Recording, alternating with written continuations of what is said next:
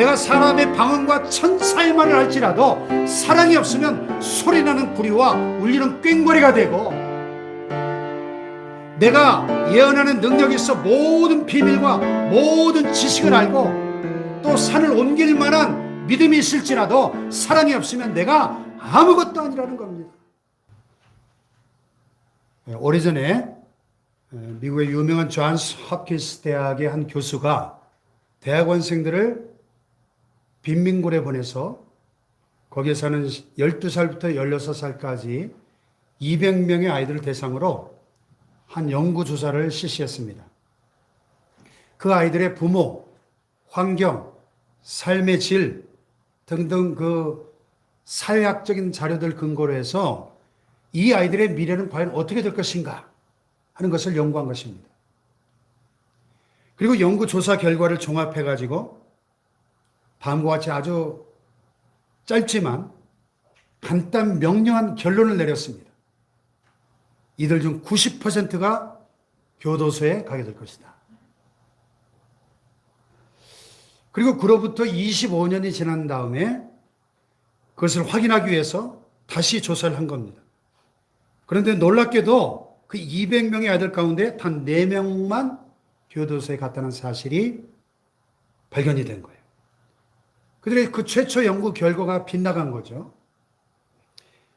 그들의 최초 연구 결과에 따르면 그 200명의 아이들 중에서 최소한 180명은 지금 교도소에 가 있어야 되는데, 이 원인이 뭘까? 연구팀이 추적해서 조사를 했습니다. 그랬더니 조사 대상자들의 75%의 사람들의 입에서 한결같이 한 선생님에 대한 얘기가 나오는 거예요. 연구팀은 수소문 끝에 그 선생님을 찾아냈습니다. 그리고 도대체 어떤 일이 있었나 물었어요. 그때 그 선생님이 대답합니다. 글쎄요, 저는 아무 일도 한 것이 없는데요. 한참을 침묵하시는 그 선생님의 입에서 다음과 같은 말이 흘러나왔습니다. 저는 단지 그냥 그 아이들이 너무나 사랑스러웠어요. 그 아이들이 너무 사랑스러웠어요. 바로 그것이었습니다. 한 선생님의 사랑이 그 수많은 악조건들을 극복한 것입니다. 아멘. 할렐루야. 아멘. 너무나 명백한 운명과도 같이 정해진 그 아이들의 진로를 바꾸어 놓은 것입니다. 200명의 인생을 뒤바꿔 놓은 것입니다. 할렐루야. 아멘. 여러분, 이것이 바로 사랑의 힘인 것입니다. 아멘. 제 아무리 어려운 환경과 고난이 있다 할지라도 사랑은 극복하게 해주는 것입니다. 아멘. 그러므로 능력 중에 능력, 이 세상 최고의 능력이 뭐냐? 바로 사랑인 줄로 믿습니다, 여러분. 아멘. 아멘. 근데 많은 사람들이 오늘날 삶의 위기와 고난을 만나면 오히려 사랑을 포기해버립니다. 사랑은 위기 속에 더더욱 필요한 것임에도 불구하고 위기 때 오히려 사랑을 저버립니다. 요즘 경제가 많이 어렵다고들 이구동성으로 말합니다. 경제적 어려움을 만나면 갑절의 사랑이 필요합니다. 또 경제적 어려움보다 더 힘든 것이 질병의 고통이죠. 그래서 질병의 고통을 당할 때는 3배의 사랑이 필요합니다. 또 질병의 고통은 정신적인 고통을 수반하게 되는데, 정신적인 고통을 당할 때는 편안할 때보다도 4배, 5배의 사랑이 필요한 것입니다. 아멘. 힘들고 어려울수록 더 많은 사랑이 필요한 것입니다. 아멘. 근데 오히려 정반대의 선택을 하기 일쑤라는 거예요, 오늘 시대가. 대부분의 사람들이 어려움을 만나면 제일 먼저 나타내는 반응이 뭐예요? 원망과 불평입니다. 그나마 좀 가지고 있던 사랑마저도 싸늘하게 식어버립니다. 그러면서 그러죠. 야, 너 때문이야. 너 때문에 내가 불행해졌어. 그렇게 말합니다. 여러분, 진정한 사랑은 언제나 이기적이지 않고 이타적이죠. 근데 가만히 보면 요즘 사람들은 널 위한 나가 아니라 날 위한 너를 원해요. 그렇지 않습니까? 날 위해 주지 않으면 다 나쁜 거예요. 날 위하는 건 다 좋은 거고 날 위해 주지 않으면 다 나쁜 거예요. 이게 왜곡된 사랑이죠, 여러분. 사랑에 대한 왜곡 속에 살아가고 있습니다. 그래서 사랑에 대한 정의도 사랑이 뭐냐? 그것이 나를 위하는가? 내게 이득이 있는가? 이걸로 결론을 내리는 거예요, 사랑은. 오늘 세상이 왜 이렇게 소란스러울까요? 그것은 바로 이런 나 중심의 사고방식, 이기적인 마음 때문인 것입니다. 진정한 사랑이 없는 거예요. 여러분, 디모데후서 3장에 보면 이 세상 마지막 때가 되면 고통받는 때가 올 것이라고 경고하고 있는데요. 그 이유가 뭐예요? 바로 참사랑이 식어지는 시대이기 때문에. 너는 이것을 알라. 말세에 고통하는 때가 이르러 사람들이 자기를 사랑하며 돈을 사랑하며 쾌락을 사랑하기를 하나님 사랑하는 것보다 더하며. 그래서 보세요. 말세라고 해서 사랑이 없는 때가 아닙니다. 여기 사랑이라는 단어가 4번이나 반복되고 있습니다. 문제는 그 사랑이 어떤 사랑이냐는 겁니다. 말세에도 사랑이 있어요. 어떤 사랑이에요? 마지막 때가 되면 사람들이 자기를 사랑하고 돈을 사랑하고 쾌락을 사랑하기를 하나님보다 더 사랑한다는 겁니다. 이게 말세다, 그런 얘기입니다. 그러니까 여러분, 자기를 사랑하고 돈을 사랑하고 쾌락을 사랑하는 그 사랑이 그게 진짜 사랑이냐, 그 말입니다. 그것은 성경이 말씀하고 있는 참사랑이 아니다 하는 것입니다. 왜곡된 사랑, 변질된 사랑, 가짜 사랑이라는 거예요. 짝퉁 사랑인 것입니다. 오늘 본문 4절로 7절 말씀해 보니까 사랑의 정의에 대한 인류 역사상 가장 완벽한 설명을 보여주고 있습니다. 사랑이 뭐예요? 진짜 사랑, 아가페의 사랑, 완벽한 사랑의 모습이 어떤지 한번 같이 읽어볼까요? 시작. 사랑은 오래 참고, 사랑은 온유하며, 시기하지 아니하며, 사랑은 사랑하지 아니하며, 교만하지 아니하며, 무례히 행하지 아니하며, 자기의 유익을 구하지 아니하며, 성내지 아니하며, 악한 것을 생각하지 아니하며, 불의를 기뻐하지 아니하며, 진리와 함께 기뻐하고, 모든 것을 참으며, 모든 것을 믿으며, 모든 것을 바라며, 모든 것을 견디느니라. 아멘. 자, 보십시오. 여기 진정한 사랑의 특성 15가지가 열거되고 있는데요. 이 완벽한 사랑의 정의에 보면 어느 한 곳에서도 눈에 보이는 소유나 외적인 것을 말씀하고 있지 않습니다. 오히려 눈에 보이지 않는 마음, 중심, 내면, 그리고 본질을 말씀하고 있지 않습니까? 사랑은 상황과 환경에 따라 흔들리는 것이 아니라 오히려 그 상황과 환경을 지배하고 붙들어주는 원동력이다 하는 것입니다. 아멘. 아멘. 그러므로 이러한 진정한 사랑이 있으면 결코 흔들리지 않는 것입니다. 믿습니까? 아멘. 특별히 여기 7절에 보면 모든 것을 이라는 말이 4번씩 반복되어 강조되고 있죠. 헬라어로 판타라고 하는 단어, 판타. 모든 것을 참으며, 모든 것을 믿으며, 모든 것을 바라며, 모든 것을 견디느니라. 아멘. 아멘. 즉, 참사랑은 모든 사람과, 모든 상황과, 모든 환경, 모든 악조건과, 모든 고난을 극복하게 해주는 유일한 힘이다 하는 것입니다. 아멘. 할렐루야. 사랑은 모든 것에 대한 해답이다 하는 것이죠. 아멘. 아멘. 시집온 새색 씨가 처음으로 가마솥에 밥을 지었어요. 근데 그만 3층 밥이 되고 말았습니다. 1층은 너무 타고, 2층은 너무 되고, 3층은 너무 설었습니다. 뭐 생전 처음 해보는 밥이니 그럴 수밖에 없겠죠. 안방에서는 온 가족이 며느리가 처음으로 지어온 밥상을 받기 위해 기대하는 마음으로 기다리고 있었습니다. 근데 밥상에 들어올 시간이 지났는데도 웬일인지 들어오질 않는 거예요. 시어머니가 걱정이 돼가지고 슬그머니 자리에서 일어나서 부엌으로 가보니까 부엌에서의 며느리가 밥상을 다 차려놓고는 두 손을 예쁘게 모으고 고개 숙여 하나님께 간절히 기도하는 겁니다. 하나님, 오늘 제가 시집 와서 처음으로 밥을 지었습니다. 잘 지으려고 정성을 다했건만 그만 3층밥이 되어버리고 말았습니다. 그러나 하나님, 비록 3층밥이지만 이 식탁에 복을 내려주셔서 우리 시부모님이 3층밥일지라도 맛있게 드시고 건강할 수 있게 주시옵소서. 앞으로는 밥을 더 잘 지을 수 있도록 도와주시옵소서. 예수님의 이름으로 기도하옵나이다. 아멘. 시어머니가 못 본 척하고 얼른 안방으로 돌아왔어요. 그리고 잠시 뒤에 며느리가 이제 밥상을 들고 옵니다. 시어머니가 딱 밥상을 받으면서 자기가 대표로 식사 기도를 하겠다 그랬어요. 그리고 이렇게 기도했습니다. 하나님, 오늘 우리 며느리가 시집 와서 처음으로 지은 밥상을 받게 해주신 것을 감사합니다. 정성을 다해서 지었을 것입니다. 그러하오니 혹시 삼층밥을 지었다 할지라도 온 가족이 맛있게 먹게 해주시옵소서. 제가 시집 와서 처음 밥을 지었을 때는 다 타버린 불탄 밥을 지었었습니다. 근데 우리 며느리는 그것보다 훨씬 나은 삼층밥을 지었으니 얼마나 감사한 일입니까?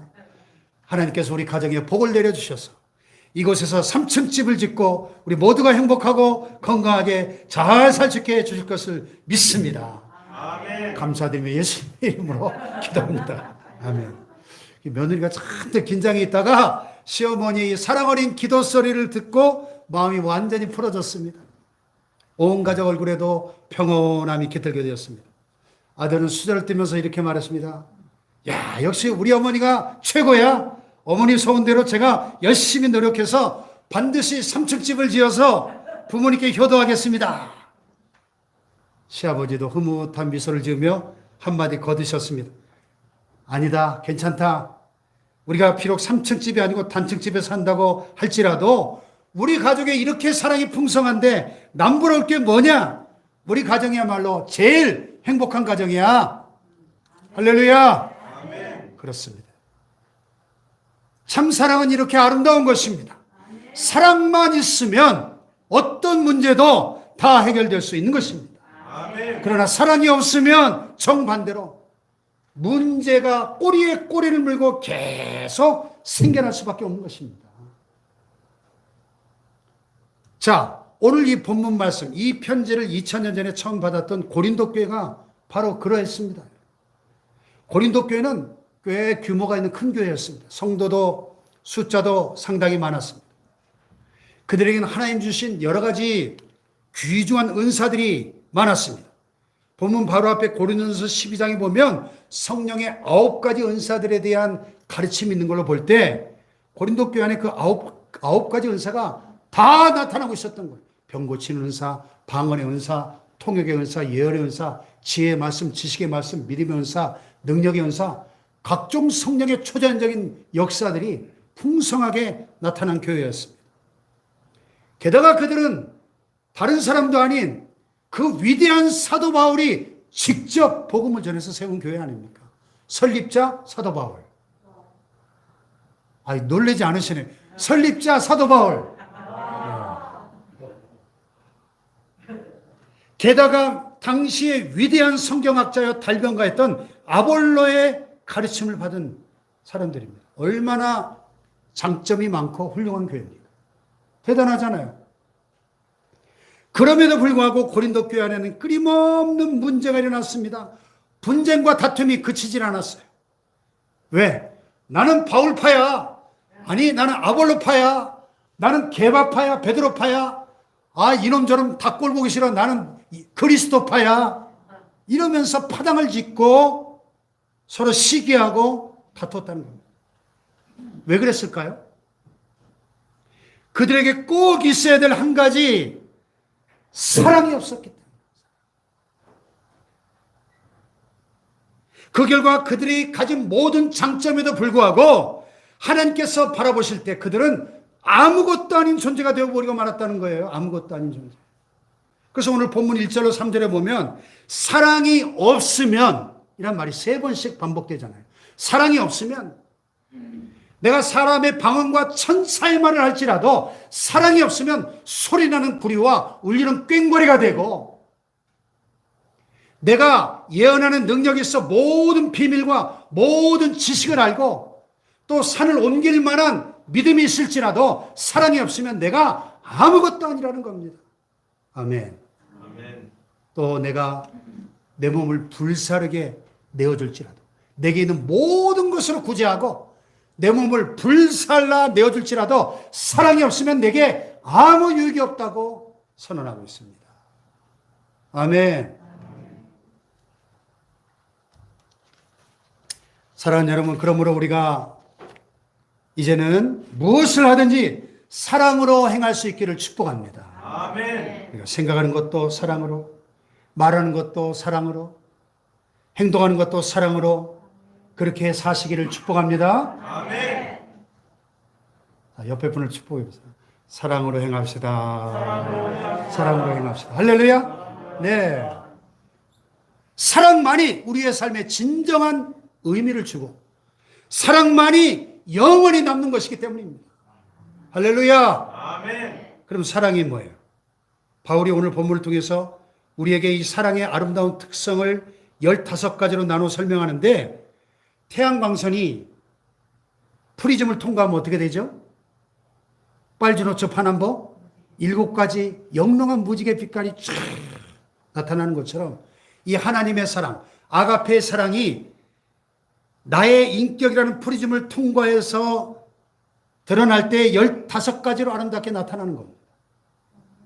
이 15가지 특성들을 하나하나 다 깊이 설명하려면 제가 15주를 설교해야 되는데 좀 너무 심한 것 같고, 이 15가지 특성들을 5개씩 묶어서 오늘부터 3주간 한번 사랑에 대해서 은혜를 받으려고 합니다.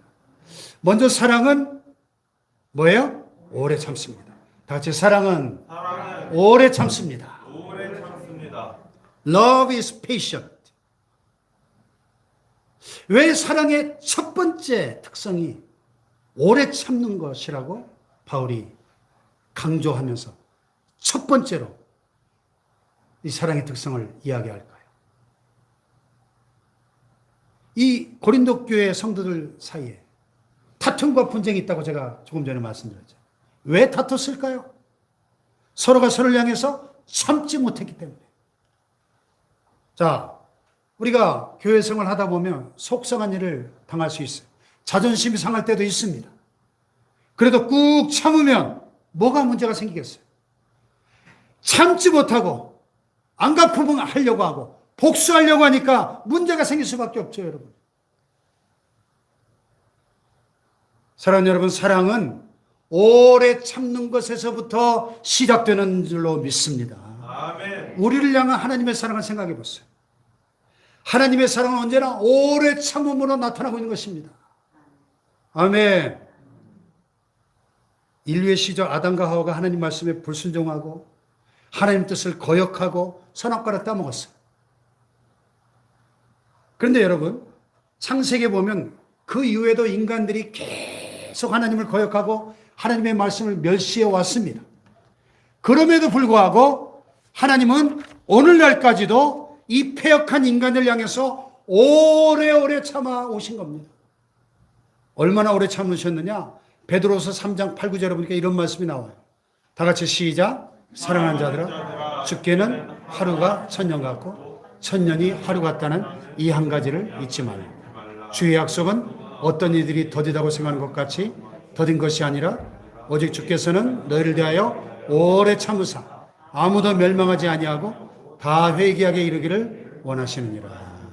아멘. 얼마나 오래 참으셨어요? 하루를 천년같이, 천년을 하루같이 그렇게 오래오래 참으셨어요. 아무도 멸망하지 않고 다 회개하여 구원받기를 원하시는 이 오래오래 참으시는 사랑, 그 원형을 하나님의 사랑에서 찾을 수 있는 것입니다. 아멘. 아멘. 우리의 그 많은 죄와 허물에도 불구하고 오래 참으시는 사랑, 70번씩 7번까지라도 용서하고 참으시는 그 사랑, 그 사랑이 있었기 때문에 오늘 저와 여러분이 여기 있는 것입니다. 아멘 합시다. 아멘. 그렇습니다. 그 하나님의 사랑이 나를 존재케 한 것입니다. 나의 나된 것은 내가 아니고 나의 의가 아닙니다. 하나님의 오래 참으신 사랑 때문인 것입니다. 아멘. 아멘. 그 사랑을 받은 자들이 그리스도인이에요. 그 사랑을 받고 깨달은 자들은 그러므로 오래 참는 것입니다. 할렐루야. 아멘. 영국에 조지 애틀리라고 하는 젊은 선교사가 있었습니다. 그는 중앙 아프리카에서 선교사를 했는데 하루는 그가 자기 숙소를 홀로 떠나서 주변 지역을 탐사하고 있었습니다. 그의 손에는 아주 성능 좋은 자동 소총이 쥐어져 있었습니다. 맹수의 공격으로부터 자신을 보호하기 위해서. 그가 숙소에서 멀리 떨어져 있을 때 정글을 탐사하는데 인근의 원주민들이 창과 몽둥이를 들고 그를 향해 다가오기 시작합니다. 한 발자국 한 발자국 다가옵니다. 마음속으로는 자기 총에 그 방아쇠를 당기고 싶은 충동을 느꼈습니다. 그러면 그는 살 수 있겠죠. 근데 만약에 그렇게 해서 원주민 중에 한 사람이라도 죽거나 다치게 되면 그곳에서의 선교는 영영 물거품이 되고 말 것입니다. 결국 그는 끝까지 방아쇠를 당기지 않았습니다. 그 대신 원주민들의 창과 몽둥이에 자기 몸을 내맡겼습니다. 마지막 숨을 거두며 그는 스데반 집사님처럼 하늘을 우러러보았습니다.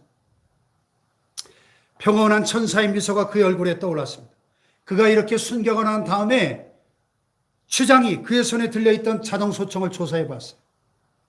그 속에 실탄이 10발이나 들어있었습니다. 그제서야 추장은 그의 고귀한 뜻을 깨닫게 되었습니다. 추장은 그의 얼굴에 입 맞추면서 이렇게 말했습니다. 이 사람은 우리를 살리기 위해서 대신 죽은 것이다. 그러니 우리는 그의 뜻을 받들어야 할 것이다. 그래서 그곳 원주민들 전체가 예수 그리스도를 영접하게 되었습니다. 아멘. 싫어합니다, 여러분. 사랑은 오래 참는 것입니다. 오래 참는 것에 사랑의 열매가 아름답게 열리게 될 줄로 믿습니다. 아멘. 할렐루야.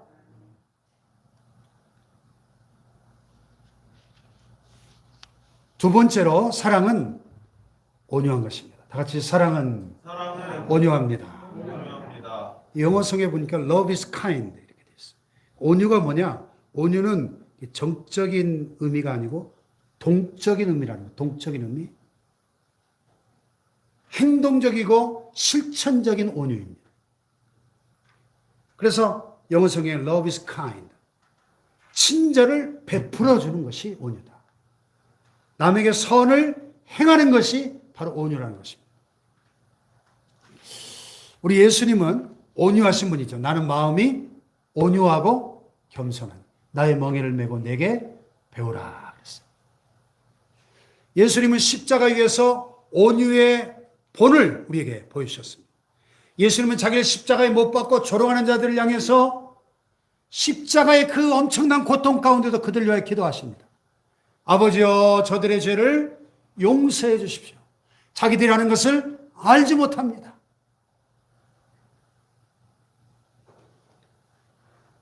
스데반 집사님, 예수님의 이 온유하심을 본받아서 돌에 맞아 순교를 했는데 얼마나 고통스러웠을까요? 사방에서 돌이 날아오는데 피를 흘리며 자기를 돌로 치는 살인자들을 위해서 예수님처럼 기도해 주었습니다. 주여 이 죄를 저들에게 돌리지 마옵소서. 그럴 때 그의 얼굴이 천사처럼 사랑으로 환하게 빛났다고 그랬습니다. 여러분 이것이 바로 온유입니다. 온유. 참된 온유가 있는 곳에 사랑의 열매가 아름답게 맺혀질 줄로 믿습니다. 아멘. 할렐루야. 아멘. 스데반 집사님의 이 온유가 있었기 때문에 예수 그리스도의 원수였던 핍박자 사울이 변하여 예수 그리스도의 위대한 사도 바울이 된 줄로 믿습니다. 아멘. 아멘. 아멘. 고린도 교회 성도들에게 이 온유함이 부족했어요. 그래서 서로 파당을 만들고 서로 배타적이고 이기적이었습니다. 텃세가 심했습니다. 이런 고린도 교회 성도들을 향하여 바울은 아니야. 사랑은 온유한 거야. 사랑은 친절을 베푸는 것이야. 사랑은 남에게 선을 행하는 것이야. 가르치는 것입니다. 아멘. 세 번째로 사랑은 시기하지 않습니다. 다 같이 사랑은 시기하지 않습니다. 사랑은 시기하지 않습니다. Love is not jealousy. 사랑은 시기하지 않아요. 질투하지 않는 것입니다. 사도 바울은 우리에게 먼저 이 사랑의 긍정적인 두 가지 특성, 사랑의 두 가지 길을 먼저 말씀해 줬어요. 오래 참음의 길과 온유의 길. 이 오래 참음과 온유의 길로 갈 때 아름다운 열매가 열리게 될 것인데, 근데 부정적인 측면으로 사랑이 절대로 가서는 안 될 길이 있다는 거예요. 그것은 바로 시기의 길입니다. 질투의 길입니다. 사랑이 그 길로 가게 되면 반드시 걸려서 넘어질 수밖에 없다는 겁니다. 자, 여러분 보세요.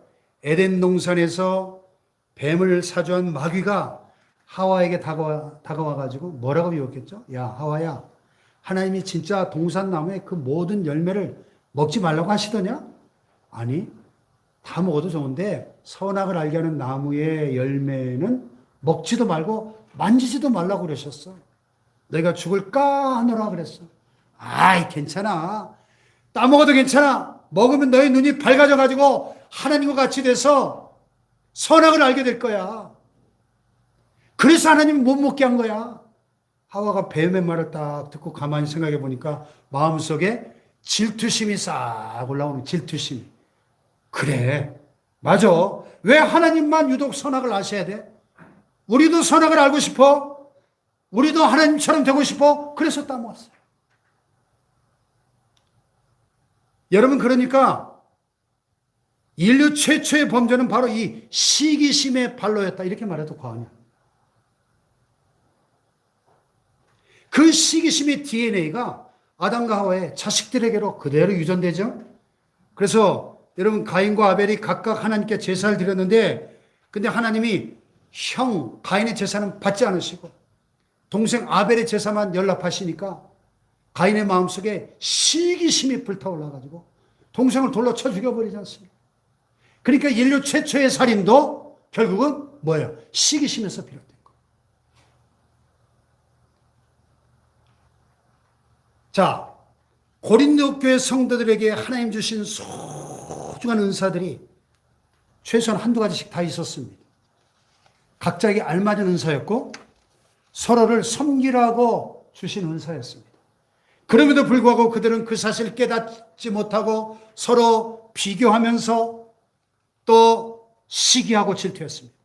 은사 때문에 서로가 서로를 사랑의 대상이 아니라 경쟁의 대상으로 생각을 했다는 거예요. 그 결과 은혜스러워야 할 그 고린도 교회 모임과 예배는 소리나는 구리와 울리는 꽹과리가 되고 말았다. 무질서한 난장판이 되고 만 겁니다. 이와 같이 사랑이 없고 시기심이 있으면 혼란과 무질서로 가득하게 되고 결국 넘어질 수밖에 없는 것입니다.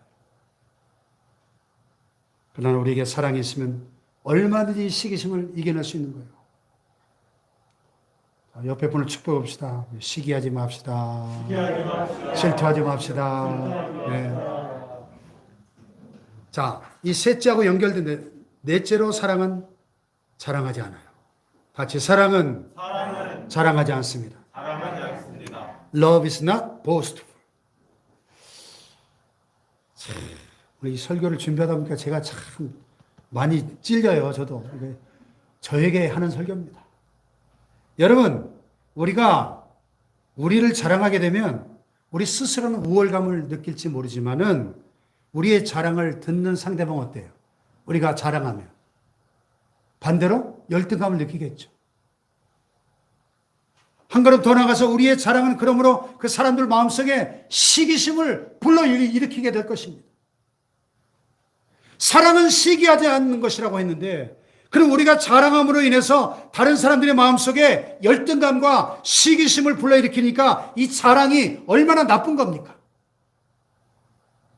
그 야고보서에 보면 너희가 허탄한 자랑을 하는구나. 이러한 자랑은 다 악한 것이다. 이렇게 말씀해요. 그러니까 자랑하면 되겠어요? 안 되겠어요? 안 되는 거예요. 여러분 혹시 평준화 시리즈라는 유머 들어보셨나요? 평준화 시리즈. 사람이 나이 40대가 되면 지식의 평준화가 찾아온대요. 공부 잘하고 못하고 1류대 나오고 2류대 나오고 이건 다 어렸을 때 학교 다닐 때 얘기고 나이 40이 넘어가면 많이 배운 사람이나 못 배운 사람이나 똑같다는 거예요. 지식의 평준화가 온다는 겁니다. 50대가 되면 외모의 평준화가 찾아온다는 거예요.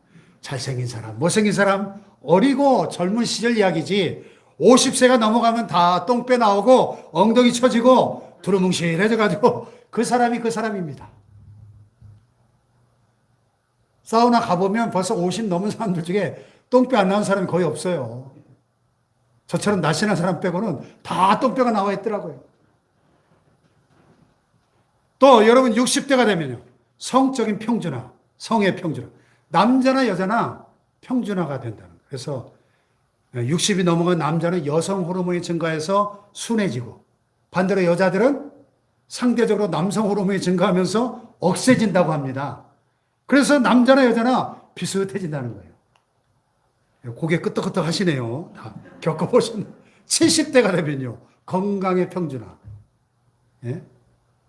건강한 사람이나 건강하지 못한 사람이 그저 고만고만하다는 거예요. 그만큼 늙어가기 마련이라는 것입니다. 80대가 되면 재물의 평준화가 찾아온다. 제대로 먹지도 못하는데 뭐 돈 많으면 뭐합니까? 그렇잖아요. 가진 사람이나 못 가진 사람이나 별반 차이가 나지 않는다는 겁니다. 자, 90대가 되면 어떻게 될까요? 생사의 평준화가 찾아온다. 말은 살았지만 죽은 것이나 다름이 없다는 거예요. 사나 죽으나 그게 그거라는 겁니다. 그런데 우리가 뭘 자랑할 수 있겠습니까? 이 사람이나 저 사람이나 다 도찐개찐 도토리 키재기인 겁니다. 여러분.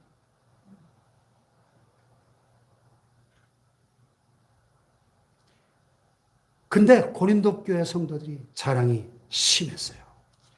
고린도서 14장 26절에 보니까 이런 말씀이 나와요. 그래도 형제들아 어찌할꼬 너희가 모일 때 각각 찬송시도 있으며 가르치는 말씀도 있으며 계시도 있으며 방언도 있으며 통역함도 있나니 모든 것을 뭘 위하여? 덕을 세우기 위하여 하라. 자, 보세요. 예배드리자고 우리 함께 모였습니다. 찬송을 부를 때 우리가 하는 것처럼 다 같이 부르면 얼마나 좋아요. 또 기도할 때 함께 기도하면 무슨 문제가 되겠습니까? 근데 이 고린도 교회 성도는 다 제각각이에요. 한 사람은 열광적으로 막 찬송을 부릅니다. 거기에 뒤질세라 다른 사람은 하나님의 말씀인 성경을 막 큰 소리로 암송하며 막 가르칩니다. 또 한쪽에서는 자기가 계시를 받았다고 막 큰 소리로 예언하면서 떠들어대는 사람이 있습니다. 또 한쪽에서는 룰룰랄랄랄라 방언을 한다고 떠들어댑니다. 또 한쪽에서는 그 방언을 통역한다고 야단법석을 떱니다. 이게 고린도 교회 예배의 광경이었다는 거예요. 그러니 그 얼마나 정신이 없고 무질서한 모습입니까, 여러분? 그걸 보는 사람들이 은혜가 되겠어요? 덕이 되겠습니까? 왜 그런 현상이 생겼을까요? 자기가 받은 은사를 과시하려고 하고 자랑하려고 하고 뽐내려고 하다 보니까 무질서한 난장판이 되어버렸다는 예배가. 너만 은사 받았냐? 나도 받았어. 서로 과시하고 자랑하려고 하니까. 따라합시다. 사랑은 자랑하지 않는 것이다. 여러분, 예수님을 생각해 보세요. 예수님만큼 인류 역사상 자랑할 것이 많은 분이 계십니까? 모든 걸 갖추셨어요. 그럼에도 불구하고 단 한 번도 자랑하지 않으셨습니다. 예수님이 얼마나 많은 기적을 베푸셨습니까? 그런데 항상 자신에게 영광을 돌리지 않고 하나님 아버지께 영광을 돌리시지 않나요? 아멘. 아멘. 그럼 우리는 어떻게 해야 될까요? 뭐 우리는 본래 자랑할 것도 없는 사람이니까 더더욱 자랑하려고 하면 안 되겠죠. 그래서 바울이 갈라디아서 6장에 뭐라 그랬어요? 그러나 내게는 우리 주 예수 그리스도의 십자가 외에는 결코 자랑할 것이 없다 그랬잖아요. 십자가 외에. 그러면 여러분, 사랑은 자랑하지 않는 것입니다. 나를 자랑하려고 하지 말고 우리 주 예수 그리스도의 십자가만 자랑할 수 있는 저와 여러분 되시기를 축복합니다. 아멘. 나를 자랑하고 싶으면 나를 자랑할 그 시간에 옆에 계신 분을 칭찬하고 격려하고 위로하는 사람들 되시기를 주님의 이름으로 축복합니다. 아멘. 할렐루야. 아멘. 마지막 다섯 번째로 사랑은 교만하지 않습니다. Love is not proud. 자랑이 외적인 것이라면 교만은 내적인 거예요. 우리가 자랑이 말과 행동으로 나타나는 거라면 이 교만은 마음 자세입니다. 내면의 태도입니다. 잠언 16장 18절 말씀 우리가 너무 잘 알죠? 같이 한번 읽어볼까요? 교만은 패망의 선봉이요 거만한 마음은 넘어짐의 앞잡이니라. 자, 교만이 깃발을 들고 선봉을 서서 앞장서 갑니다. 그러면 반드시 뒤따라오는 게 뭐예요? 패망이에요. 패망. 거만한 마음이 거들먹거리며 어깨에 훅가시를 놓고 걸어가면 언제나 넘어짐이 뒤따라오고 있다는 것입니다. 교만 때문에 망하는 거예요. 교만은 그렇게 나쁜 것입니다. 아멘 합시다. 사랑 그 자체이신 우리 예수님, 그 예수님은 근본 하나님의 본체이셨지만 하나님과 동등됨을 취할 것으로 여기지 아니하시고 오히려 자기를 비우사 종의 형체를 가지고 이 땅에 오셔서 사람의 모양으로 오셔서 십자가에 죽기까지 자신을 낮추셨습니다. 그러므로 하나님은 예수님을 지극히 높이셔서 모든 이름 위에 뛰어난 이름을 주시고 모든 무릎으로 예수님의 이름 앞에 꿇게 하시고 모든 입으로 예수 그리스도를 주라 시인하여 하나님 아버지께 영광을 돌리게 하셨다 그랬습니다. 할렐루야. 아멘. 사랑하는 여러분, 사랑은 오래 참습니다. 사랑은 온유합니다. 사랑은 시기하지 않습니다. 사랑하지 않습니다. 교만하지 않습니다. 이제부터 우리가 주님 나라 가는 그날까지 그러므로 짝퉁 사랑 말고 진짜 사랑, 사랑의 사람들 되시길 축복합니다. 아멘. 진짜 사랑하면 오래 참게 되고 온유하게 되고 시기하지 않게 되고 자랑하지 않게 되고 교만하지 않게 되고 최고의 인격과 최고의 성품의 능력이 사랑을 통하여 주어지게 될 줄로 믿습니다. 아멘. 이 세상에서 그러므로 최고로 사모해야 될 능력이 뭐냐? 사랑의 능력이고 사랑의 힘인 것입니다. 사랑의 힘으로 승리하시기를 주님의 이름으로 축원합니다. 아멘. 축원합니다. 아멘.